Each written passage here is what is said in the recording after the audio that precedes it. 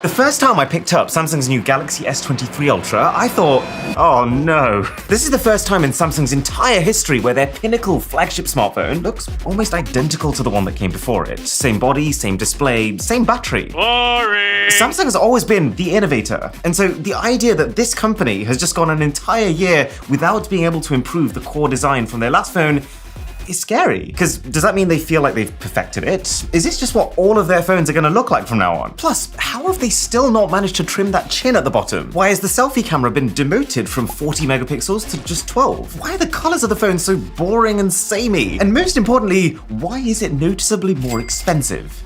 But now that I've had some time to think about it, I've calmed down. And I've learned a few important details about this phone that have turned my fear and my disappointment into genuine excitement. The Galaxy S23 Ultra is worth your attention, and these are the 10 reasons why.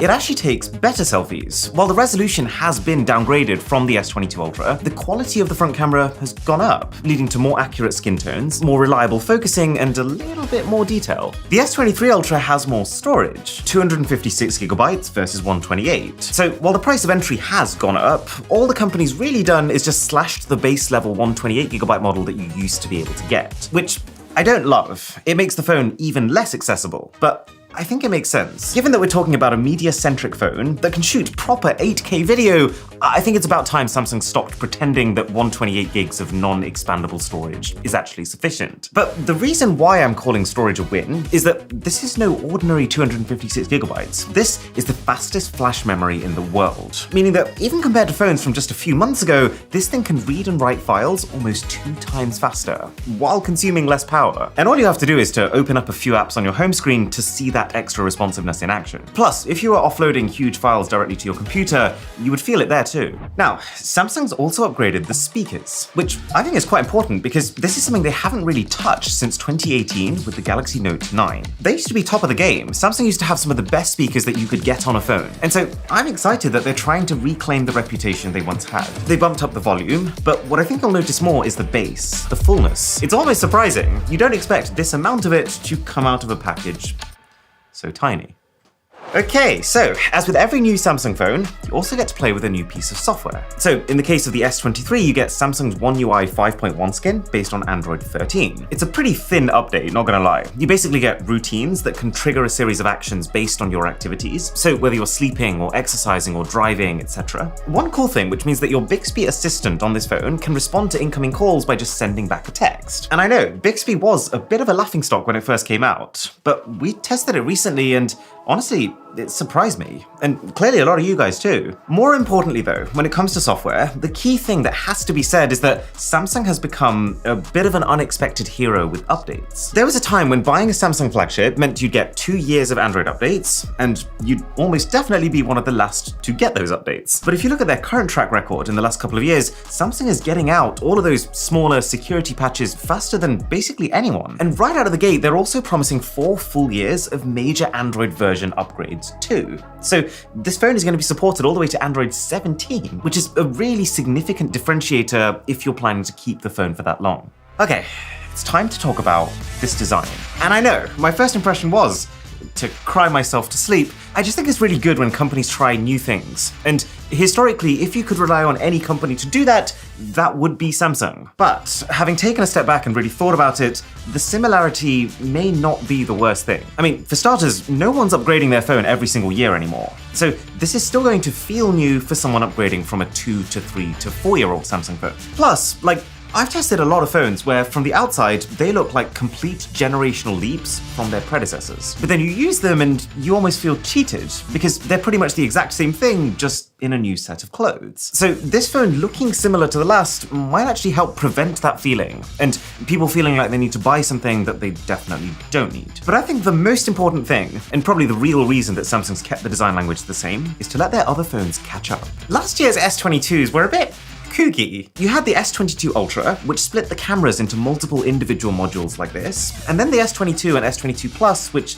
just had one big camera module. And so by this time, keeping the design similar on the Ultra model, but updating the normal S23 and S23 Plus, they've now at least got a lineup that looks cohesive. But also, if you look closer, it actually is an upgraded design. It's a little boxier, both the phone and the S Pen that still comes included, which I think is an aesthetic perk as well as a functional one, because they've sharpened it up in a way that the phone is actually more comfortable to hold instead of less comfy. I guess I'm glad that they haven't just copied Apple's design, like so many companies have. They've retained some of the curve on the screen, which is good because it lets your fingers glide onto the display panel from the sides, but they've made it somewhat less curved, which means you get more usable flat area of the screen before it starts to slope off. It's a really good, careful balance. And also, Samsung swapped out the Corning Gorilla Glass Victus Plus that their phones used to be coated in for Gorilla Glass Victus 2, which is a really interesting material because it's the first time that this Corning company is really acknowledging the fact that most of the time when you drop your phone, it's not from a perfect angle on some smooth laboratory floor. Phones need to be able to withstand rough surfaces like concrete. And there's some quite impressive test footage of it in action, which I will not be recreating, at least not on purpose. And they've managed to achieve that drop protection while also making this display out of 22% recycled glass, which is something that I did want to touch on for a minute. Samsung is making a real deal about their commitment to the environment and how this phone has parts from recycled water bottles and fishing nets and recycled aluminium. But there are plenty of great reasons to buy these new phones. I don't think this is one of them. Like, they talked about how they could maybe theoretically reduce up to 15 tons of waste plastic in the oceans by the end of the year. But these are such tiny numbers in the scheme of things. Like, I did the math for this, and this is the equivalent of Samsung, for every $1,000 smartphone sold, donating about $0.004 for manual ocean cleanup. So it's great that they're doing more and more of this eco stuff, but I'm just saying, remember that if eco is what you're after, the most eco-friendly thing is by far still to just buy a used one, or to not buy one. Okay, so if you've been following Samsung's phones at all for the last few years, you'll know that camera zoom has become a big part of their strategy. Well, that's better here too.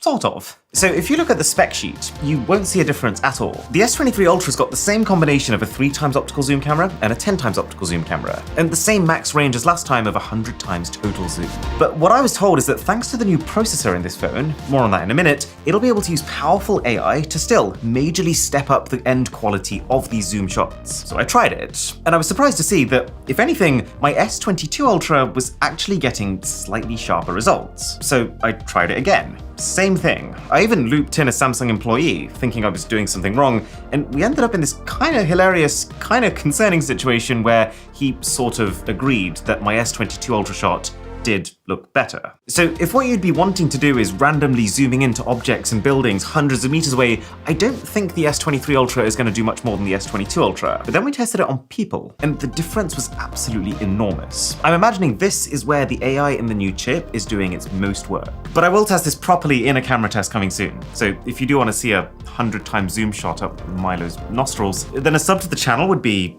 sensational. Now this leads us to the elephant in the room. What I imagine will become the entire tagline of the S23 Ultra. Its 200 megapixel main camera. This is a really important jump, but not for the reason you think. See, actually trying to take full 200 megapixel photos from a tiny camera like this is generally going to be a pretty fruitless exercise. Each photo is going to end up as like a 50 megabyte file, but even with that, compared to a proper 200 megapixel camera that would look something more like this, you just can't get enough light into a mini phone one to fill that 200 megapixels of resolution with real detail. The actual perk of this sensor comes into play with something called pixel binning. There's a good chance you've heard of it, but it's the idea of individual smaller, noisier pixels being grouped together and collating all of their information into fewer, bigger, cleaner pixels. With the 108 megapixel main camera on the previous S22 Ultra, what Samsung was doing is clumping together pixels into 3x3 grids, which means your end photos have a ninth of the total pixel count, around 12 megapixels or 12 million pixels, but that those are 12 million really clean pixels, because each is made with the information from 9 smaller pixels. And so what's interesting about this new 200 megapixel sensor is that it now gives us two really good options. You can either stick to a 12 megapixel output, but it will now be an even cleaner 12 megapixel output, because instead of each pixel being made of 9 smaller pixels, each will now be made of 16 smaller pixels. Or you can divide your 200 million pixels into groups of 4.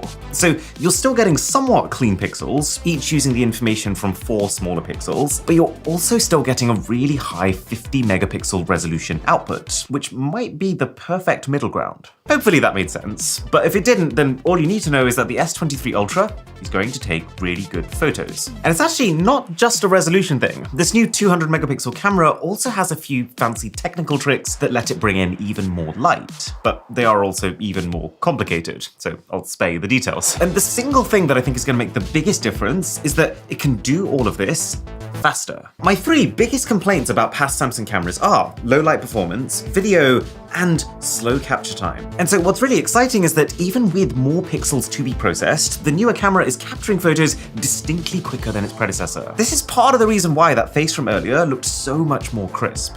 But this is where it starts dialing up. Because as it turns out, Samsung isn't just addressing this one key weakness, but in fact, all three of its past cameras' key weaknesses. So you know how this camera can now make these clusters of 16 pixels? The biggest place you're going to notice that is in low light shots. The lower the light, the lower the quality of the information that each individual pixel can pick up, and so the more benefit there is to multiple pixels grouping together. We tried a few side-by-side low light shots, and there is definitely more texture and a little better control over the super bright spots, which is really important for nighttime cityscapes. And so I'm actually gassed to see what's going to happen when you pair that with the new astrophoto mode Samsung's added that optimizes capturing starry skies. Night sky shots are one of my favorite tests to run on any new phone.